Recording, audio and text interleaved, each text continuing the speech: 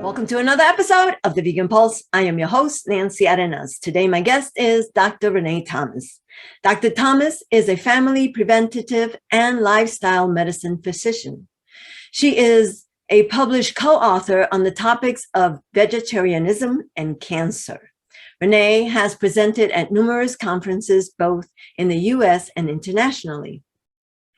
She strives to be a compassionate and understanding support system to her patients, helping them uncover the underlying issues and working with them to achieve their greatest health and happiness. Stick around. I want to introduce her to you.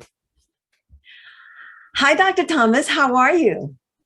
Hi, I'm super great. Thank you so much for inviting me here today.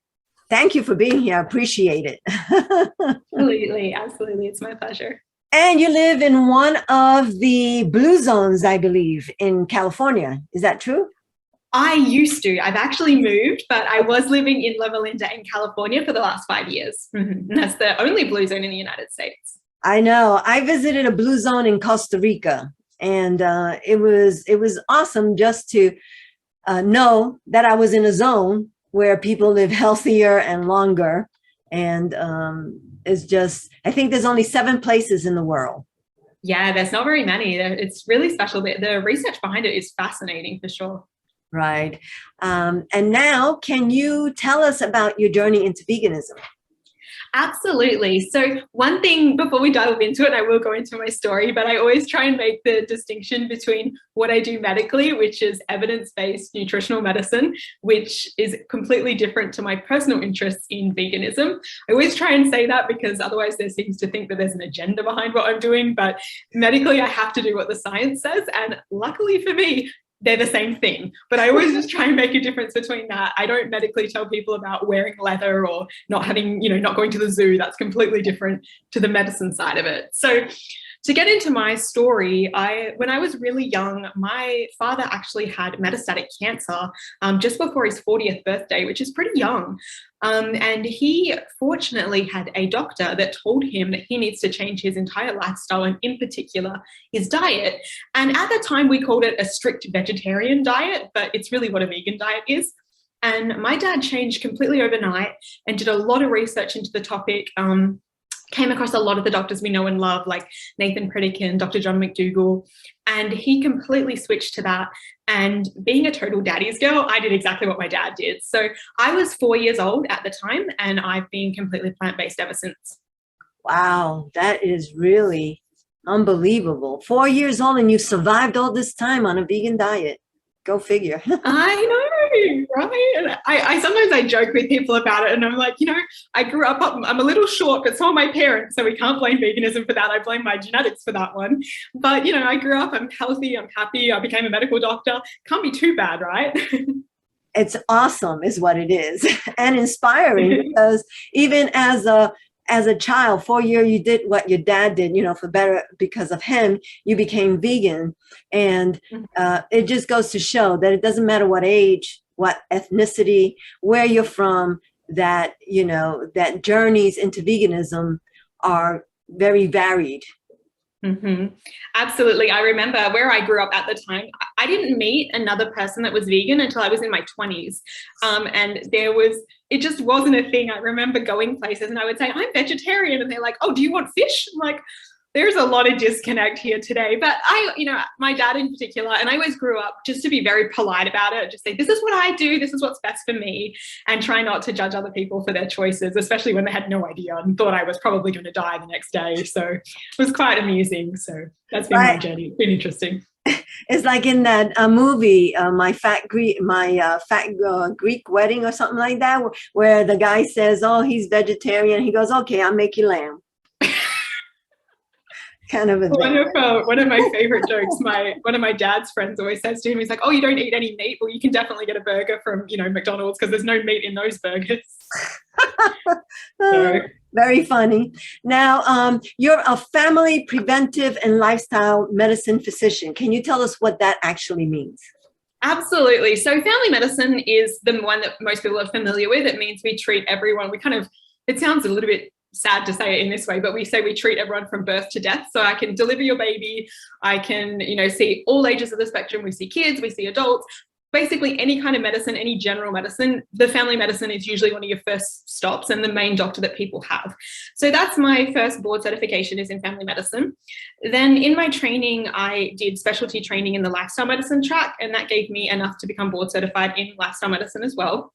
Lifestyle medicine is the fastest growing specialty in the United States. It's new, it's exciting, and it's really trying to address gaps in what we would normally think of as normal medicine. So it really focuses on nutrition, it focuses on exercise, stress management, social connections, and avoiding things like alcohol, drugs, and smoking cigarettes. Then preventive medicine is extremely broad, and it really has a couple of areas. Lifestyle medicine is actually part of preventive medicine, but preventive medicine also looks at global health. It looks at infectious disease prevention. So vaccination is a big part of preventive medicine, and people kind of focus on different areas. And my area of preventive medicine is lifestyle medicine. So that's my kind of part that I look at. But yeah, it's really infectious disease prevention, lifestyle medicine, and then global health and population medicine. Wow. And so this is actually you are the kind of doctor that we need.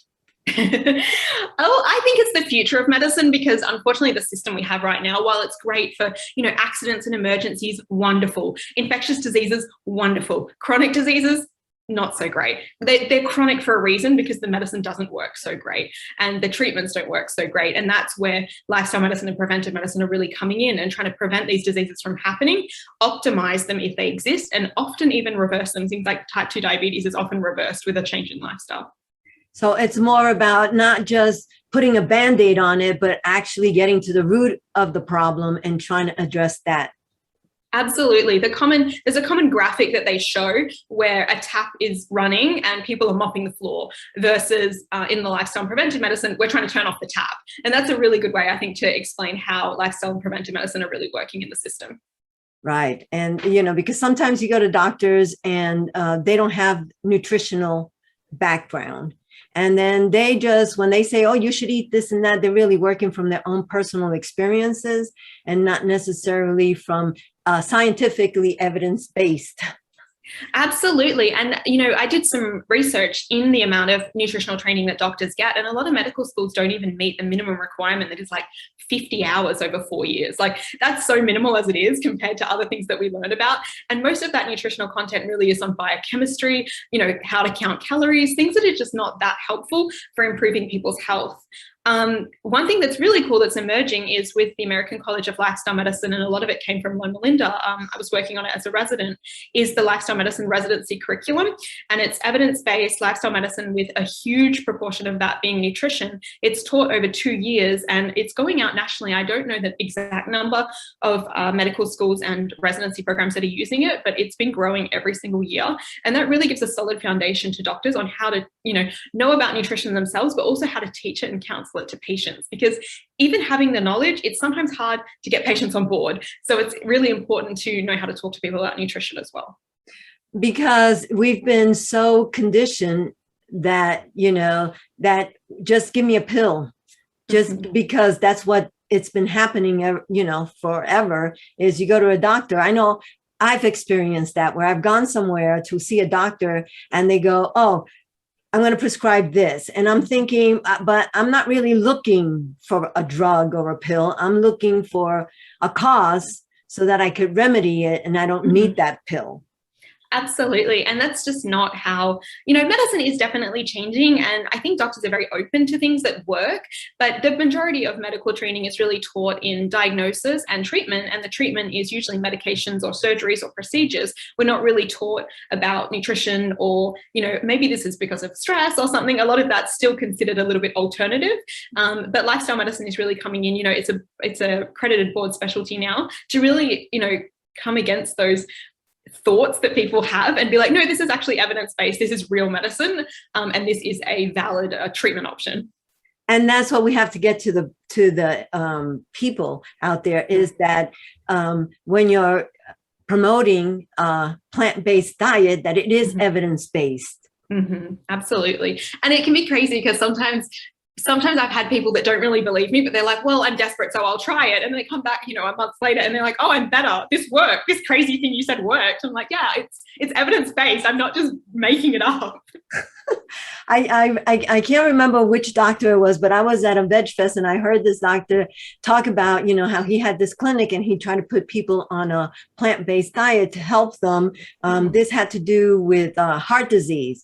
And so, he has people who come and they embrace that because they want to heal. And then he's got other people who come and say, I'm not interested in that. And then I remember the doctor saying, well, okay, it's up to you, but, I still need to send my kids to college. So if you don't want to, follow this direction and you want to do it your way.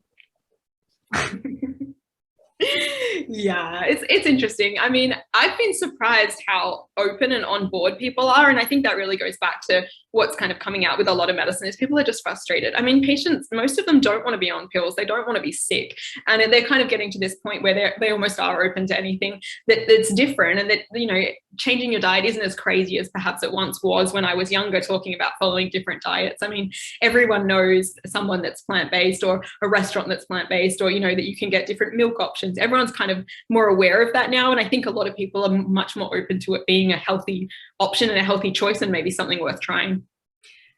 Definitely. And I just have to say, I'm so happy and celebrating you because you are the kind of doctor that we need more and more out there. I was tabling at one place and this lady came over to me and she goes, oh, I have diabetes. My doctor said I need meat. And I was like, well, you might want to go to Physicians Committee on Responsible Medicine website and check out some of their articles and maybe find a new doctor. Yeah, theirs is great. And it's really exciting though in what you're saying, because I actually just got my certificate from lifestyle medicine for the board certification and I'm number 2,500. So there's 2,500 of us out there, which is really cool and exciting. I mean, like I said, I never knew anyone else growing up and now there's thousands of us. So it's pretty exciting that this is kind of a new wave of, new generation of doctors. That is great. And leave us with some advice or some motivation, inspiration to all the people who are out there and are thinking about changing their diets. Absolutely. Oh, that's a big question, but I like it. The most common thing when I'm talking to patients or talking to people that, like you say, they're interested in changing their nutrition is I think for most people is that you don't have to think about it as black or white. You don't need to have to put a label on it. You don't need to say you're vegan and throw out all your shoes. You can just take it one step at a time. For a lot of people, I say just change the milk that you're drinking or, maybe one night a week, try a plant-based option. Or, if you're making spaghetti bolognese, why don't you split half the meat with beans and just slowly incorporate it. Find your new favorites, find things that you like. And it becomes really easy and all of a sudden you'll look back and you'll be like, wow, I'm mostly plant-based and I didn't even really realize because it's just been incremental, really, really slowly like that. And I think that's how a lot of people get success and then they start to notice I'm feeling better, maybe I don't need this medication or, I'm more active, I can chase my children around more. And they just start to notice improvements and it just kind of snowballs from there because the more success you get, the more motivation you have and it just keeps going. I think that's, my number one tip for sure. Definitely, because different people get to veganism in different ways. Some people, I myself went vegan for the animals and I did it right on the spot. That doesn't work for everybody. And that's okay because everybody has different journeys. But, we need to support those journeys, even Absolutely. if they're not our own. Yeah, that's the second biggest thing is I think that supporting everyone in whatever way we can, whether, I once heard from someone and it really hurt my soul a little bit, but they said, vegans are so pushy and they're so mean to other people, but they love the animals and they're like, it doesn't sit with me. And I think that's something that we have to take on board as well. Is it's so exciting. We have this knowledge, this passion. We just want everyone to do the same thing, but to realize that their journey is their own. And I want to be as supportive to everyone, however that has to look for them. Because we're all going the same way. It's just how you get there. Right. And, one thing that they forget is that humans are animals too. And so vegans don't only are not trying to improve only the lives of animals, non-human animals, but also regular humans, animals. Absolutely. that we are, because we're trying to fight for your health, even though you don't realize it. I mean, it's crazy. It's like, yeah, absolutely. so thank you so very much, Dr. Thomas, for being on the Vegan Pulse. I surely appreciate it, and for what you do. I mean, again, kudos to you. I just love the fact that this is the kind of doctor that you are, because that's the kind of doctor that we need. Thank you so much. You're too sweet. Thank you so much for having me. I love your work with the Vegan Pulse. I like watching them on YouTube. So keep up the good work. You're really putting the message out there. It's amazing to see. Thank you. Bye-bye. Thank you so much. Thank you for watching another episode of the Vegan Pulse. I am your host, Nancy Arenas. Remember to like us on Facebook, check out our website, and subscribe to our YouTube channel. If you have a pulse, you have a purpose. Live vegan.